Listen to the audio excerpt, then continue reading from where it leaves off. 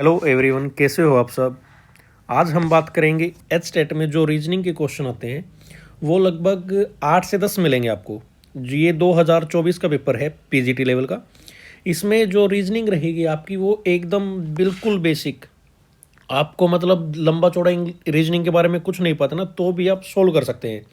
इन चीज़ों को सोल्व करने के लिए हम कोई ट्रिक यूज़ नहीं करेंगे, जस्ट एक नॉर्मल तरीके से आगे बढ़ेंगे।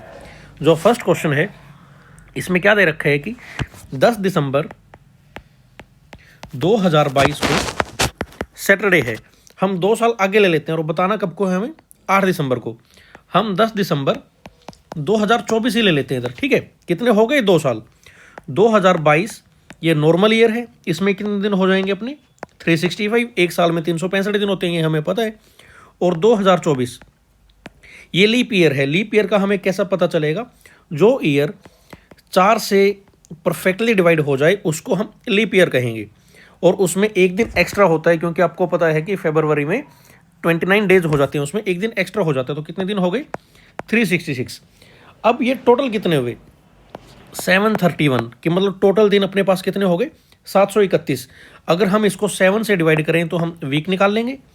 इसको 7 से डिवाइड करने के बाद अपना कितना आएगा 104 वीक आ गए, और जो रिमाइंडर बचा वो 3 बचा, यानी कि 3 दिन अपने पास एक्स्ट्रा हैं। तो एक्स्ट्रा कैसे हमें दिन बताना है।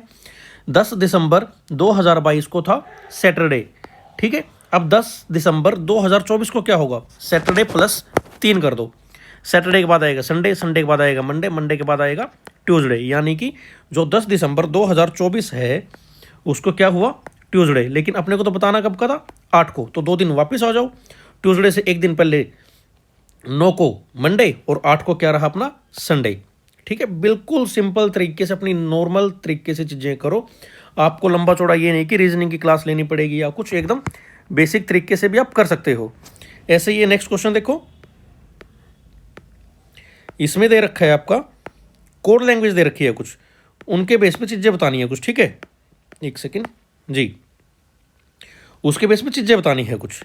देखो शांति से पहले लिख लो, इसमें क्या दे रखा है, in a certain code language sun shines brightly is written as बा लो एंड सुल।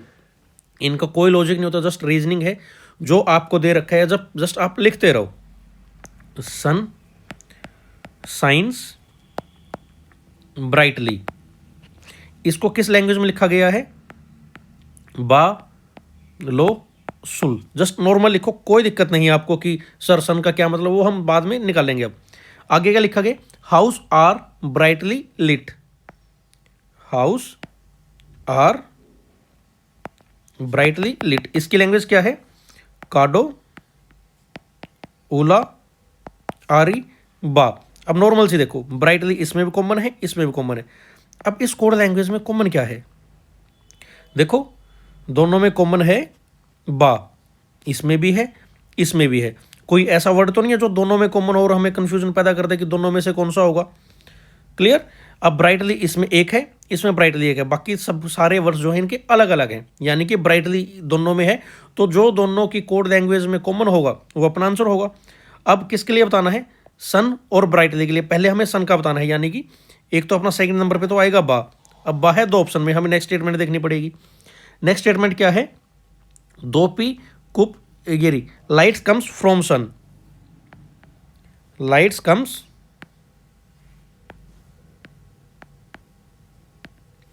Lights comes from sun. इसकी कोड लैंग्वेज लिखो, 2p कुप लो नारो। अब सन देखो किस किस में है, पहली में सन दे रखा है आपको और सन इसमें भी है। और देखो सारे वर्ड अलग अलग हैं, जस्ट एक सन इसमें कॉमन हुआ और इसमें कॉमन हुआ, और जो कॉमन चीज़ है वो क्या है, लो। लो इसमें भी है, लो इसमें भी है, तो आंसर अपना क्या हुआ, लो और बा। पहले सन का फिर ब्राइटली का, ठीक है। बा लो नहीं होगा, पहले हमें सन का बताना है, तो आंसर हुआ 4। बिल्कुल बेसिक तरीके से चीज़ें करो, नॉर्मल 2 मिनट लगेंगे, 2.5 घंटे का अपने पास टाइम होता है। जो 9-10 क्वेश्चन है रीजनिंग के, आपके पूरे के पूरे नंबर फ्री के हैं, इसमें कोई दिक्कत नहीं है। अब ऐसे ही नेक्स्ट क्वेश्चन देखो रीजनिंग में, ये देखो, find the next term of following letter series. एक लेटर सीरीज दे रखी है, उसका आपको नेक्स्ट बताना है। इस ऐसे क्वेश्चन को सोल्व करने के लिए सबसे पहले तो आपको क्या पता होना चाहिए, ए टू जेड नंबरिंग पता होनी चाहिए, जैसे ए का नंबर है 1, बी का है 2, सी का है 3, डी का है 4, ऐसे ऐसे करके जेड तक आपको पता होना चाहिए। इसको नॉर्मल आप ट्रिक से भी याद रख सकते हो, जैसे ए बी सी डी 1 2 3 4 और ई एफ 5 6 कर लो। अब ई एफ जी पे जाओगे तो जी में 7 बन रहा है, ऐसे याद हो जाएगा। एच को ऐसे बनाओगे तो 8 हो जाएगा। आई 9, एक ट्रिक इसमें होती है ई जो टी, ई जे ओ टी वाई 5 10 15 20 25 इस तरीके से, ठीक है। नॉर्मल आपको इसकी यूट्यूब पे ट्रिक भी मिल जाएंगी कि how to remember A to Z numbers, वो इस तरीके से ही आपको मिलेगी। ये चीज़ें आप याद रखो। अगर मैं अज्यूम करूँ कि आपको ये सब पता है तो उसके बाद देखो 10 सेकंड का भी क्वेश्चन नहीं है ये। एम, एम से आए जे, जे से जी, जे से डी, एक सेकंड। अब नॉर्मल ये देखो नंबर लिखते चलो बस। एम का है 13, जे का है 10, जी का है 7 और डी का है 4। क्या हो रहा है? 3 3 माइनस हो रहे हैं। 4 के बाद 3 माइनस करेंगे तो अपना आएगा 1, यानी कि सबसे पहले होगा अपना है। ए अपना 2 ऑप्शन में दे रखा है। अब नेक्स्ट देखो क्यू, क्यू का होता है 17, फिर 17 के बाद है एस, एस का 19, फिर यू का 21 और डब्ल्यू का 23। अब क्या हो रहा है? +2 हो रहा है। पहले -3, माइनस क्या हो रहा था? -3 हो रहा था, हाँ +2 हो रहा है। अब +2 हो रहा है तो 23 के बाद नेक्स्ट वर्ड कौन सा आएगा? 25। 25 किसका होता है? वाई का। ए और वाई, बस आपको इतना ही करना है, आंसर आ गया अपना, ठीक है। आगे आपको देखने की जरूरत ही नहीं है, जैसे आपको नंबर पता है जस्ट ऐसे मिलाओगे, चीज़ें क्लियर आपकी। ये क्वेश्चन क्लियर। अब नेक्स्ट आओ। हाँ ये देखो ये भी सेम है।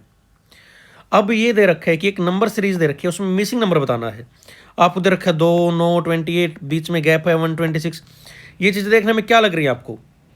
2 × 4 8 + 1 ऐसे बना सकते हैं, लेकिन अगला नंबर नहीं बनेगा क्योंकि 9 × 4 36 हो जाएगा। इसको थोड़ा सा ऐसे देखना, 1 की 3 + 1 क्या बनेगा? 2, 2 की 3 + 1 2 की 3 8 8 + 1 क्या हो गया? 9। ये सीरीज का बिल्कुल छोटा सा कंसेप्ट है, ठीक है। उसके बाद 3 की 3 + 1 27 + 1 28, फिर उसके बाद 4 की 3 + 1 65 64 + 1, ठीक है। अब आगे अगर वेरीफाई करनी है ये 5 की 3 125 + 1 126, क्लियर। इस तरीके से आपके ये नॉर्मल बिल्कुल हल्के हल्के क्वेश्चन है, 9 10 जितने क्वेश्चन हैं एकदम क्लियरली होंगे। अब नेक्स्ट देखो, लाइन बना रही है स्क्वायर।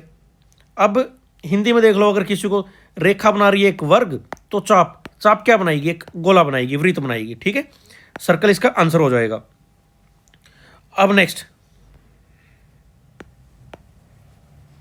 एक सेकंड भाई, हाँ 6 आदमी दे रखे हैं, वो एक रो में बैठे हैं, ठीक है। जस्ट आप बिठाते चलो, आंसर आपका आ जाएगा। रो कैसी है? 6 आदमी है ना, 1 2 3 4 5 6। अब इसमें क्या है कि A P R X Y Z ये बैठे हैं इन रो, वाई और जेड है सेंटर पे। 2 इस साइड छोड़ दो, 2 इस साइड छोड़ दो, यहाँ पे वाई आ गया, यहाँ पर जेड आ गया। उसके बाद A and P R at the ends. A यहाँ पर हो सकता है, पी यहाँ पर हो सकता है, या ए यहाँ पर हो सकता है और पी यहाँ पर एंड दे रखे हैं। लेफ्ट राइट हमें क्लियर नहीं है कि कौन सा है कौन सा नहीं। लेकिन उसके बाद R is sitting on the immediate left of A.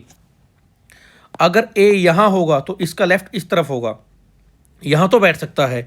अगर ए इधर होगा, इससे लेफ्ट में तो कुछ है ही नहीं क्योंकि ये एंड है। तो इससे हमारी चीज़ें क्या क्लियर हुई कि ए कहां पर बैठेगा? यहां पर। और उसके बाद आर किसके लेफ्ट में है? ए के, यहां पर आ गया आर, ठीक है। Who is sitting on immediate right of P. अगर यहां पर ए है, अगर यहां पर ए है तो इधर क्या बचा? पी, और पी के राइट में हमें बताना है कौन। अब देखो कौन कौन आ गए, अपना ए बैठ गया, अपना पी भी बैठ गया, अपना वाई भी बैठ गया, अपना जेड भी बैठ गया और आर भी बैठ गया। बचा क्या? एक्स। ये अपना आंसर हो गया, बिल्कुल सिंपल कॉमन, ठीक है। ऐसे ही नेक्स्ट क्वेश्चन में आओ। ये भी वही अल्फाबेटिकल सीरीज। अब ये देखोगे 6 21 45 हम क्यों मिलाएं भाई? ऐसे देखो, ए से छोड़ के बनाए सी, ए बी सी, ए खाली, सी के बाद डी छोड़ के ई के बाद एफ छोड़ के जी, अब एच छोड़ के क्या आ जाएगा? आई। लेकिन देखो आई तो सब में है भाई, गड़बड़ है, चारों में आ गया। अब उसके बाद नेक्स्ट वर्ड उठा लो, जी का है 7, 7 के बाद 11, 11 के बाद 15, क्या हो रहा है 4 4 ऐड हो रहे हैं, 15 के बाद एस का 19। अब नेक्स्ट में 4 ऐड करेंगे, क्या हो जाएगा 23, 23 पे क्या बैठेगा अपना डब्लू, IWP, अपना आंसर भाई। क्लियर, बिल्कुल सिंपल। अब ये नेक्स्ट ब्लड रिलेशन से, इसका आप नॉर्मल फैमिली ट्री बनाओ और आपका आंसर आपके सामने। एक सेकंड देना। A is father of C and D, A is father of C. जो ए है वो किसका फादर है, सी का। ए मतलब प्लस, मेल के लिए आप प्लस लगा लो, इजी रहेगा आपके लिए। Of C and D is son of B, और जो डी है वो किसका सन है, बी का। अब बी का हमें जेंडर क्लियर नहीं है। ई इज ब्रदर ऑफ ए, जो ई है ये ब्रदर है किसका, ए का, यानी ये भी लड़का है। उसके बाद सी इज सिस्टर ऑफ डी, जो सी है वो किसकी सिस्टर है, डी की, यानी कि ये लड़की है और ये इसका भाई हो गया, डी इसका भाई हो गया, सी इसकी बहन होगी। How is B related to E, जो ई है या ये बी है ये ई से कैसे रिलेटेड होगा। अब देखो इसकी बेटी सी और इसका बेटा डी, तो दोनों के ये बेटे हैं और ये दोनों भाई बहन है, तो इनका क्या रिश्ता होगा, ये क्या होगी लड़की, यानी कि ये दोनों हस्बैंड वाइफ होंगे। ठीक है, अगर ये हस्बैंड वाइफ है, अब ये इसके भाई की क्या लगेगी, ये रिलेशन देखना, बी का ई से रिलेशन बताना है, बी ई की क्या लगी, भाभी, सिस्टर इन लॉ। ठीक है, नॉर्मल सी जस्ट आप फैमिली ट्री बनाओ, आपके क्वेश्चन सारे क्लियर। ऐसे ही नेक्स्ट क्वेश्चन, ये आ गया अपना वही सीटिंग अरेंजमेंट टाइप वाली चीजें हैं। 5 आदमी हैं, इस पे बना लो, 5 आदमी हैं, 2 3 4 5, न्यूज़पेपर पढ़ रहे हैं। कंडीशंस क्या दे रखी हैं, the one who read newspaper gave it to R, जिसने पहले नंबर पे पढ़ा उसने आर को दिया। ठीक है भाई। Then one who read last taken from P, जिसने लास्ट में पढ़ा उसने लिया पी से, कोई दिक्कत। T was not first not last, जो टी है ना इधर आएगा और ना इधर आएगा, तो जगह एक बची ये पढ़ेगा टी ने, एक ही जगह बची।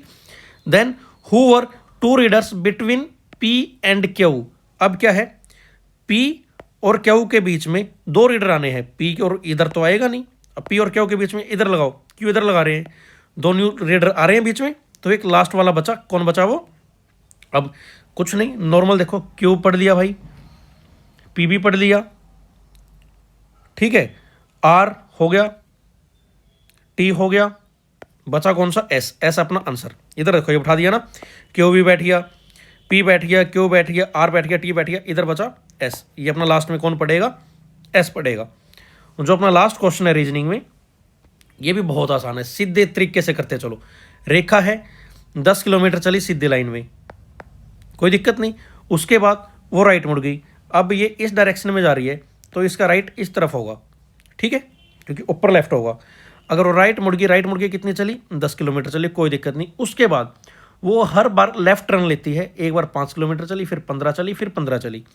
अब ये ऐसे डाउनवर्ड जा रही है तो इसका लेफ्ट किस तरफ होगा, शांति सोचो, ये गई इधर राइट मुड़ी तो इसका लेफ्ट होगा इस तरफ, ठीक है, और लेफ्ट मुड़ के ये कितना चली, 15 किलोमीटर, फिर लेफ्ट मुड़ी, सॉरी पहले लेफ्ट मुड़ने के बाद कितना चली थी ये, 5 किलोमीटर, फिर लेफ्ट मुड़ी, फिर लेफ्ट मुड़ के चली 15, फिर से लेफ्ट मुड़ी, फिर से लेफ्ट मुड़ के चली 15।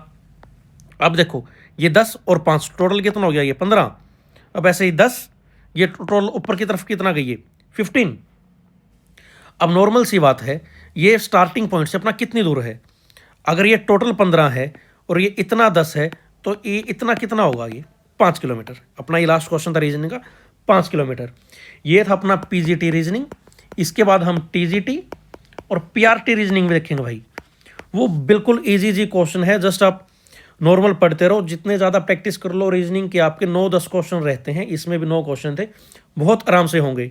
और हर एक के हम आपको अपनी जो नेचुरल ट्रिक्स होती है